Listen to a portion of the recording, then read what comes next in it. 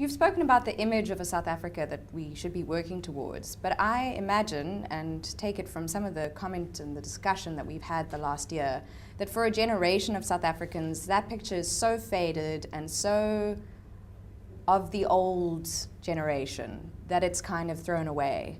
What do you say to that? No, I think at times we forget the true spirit of South Africans.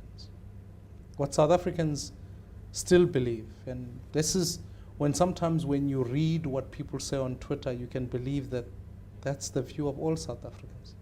But actually when you walk out the door, you realize that South Africans still today say, we're angry that our dream of a reconciled South Africa and an economic opportunity has not been achieved.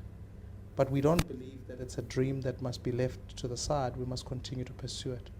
Because it's whether we hang out in the sports fields, it's whether we hang out in universities and places of work, the majority of South Africans are still committed to that dream. And that's what gives me hope. That's what keeps me believing in the fact that actually we're better together. We prosper together. And we realize the fact that, and see, for me, the dream that even I want to build for the DA is a dream that says black and white.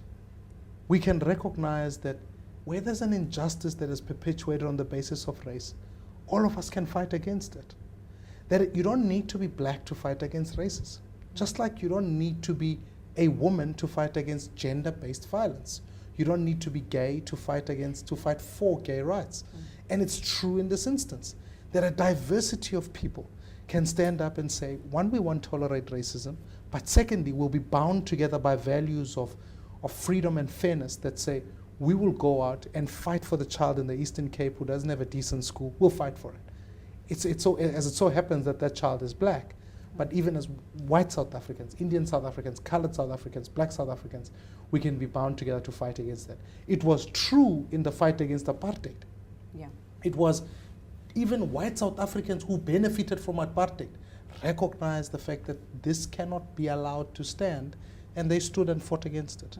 It's true today that in fact we could build a non-racial South Africa of South Africans who realize the fact that even though some of them benefit, even though some of them are privileged in our own context and culture, but we still need to roll up our sleeves and fight for a fairer society. And that's the project I'm engaged with.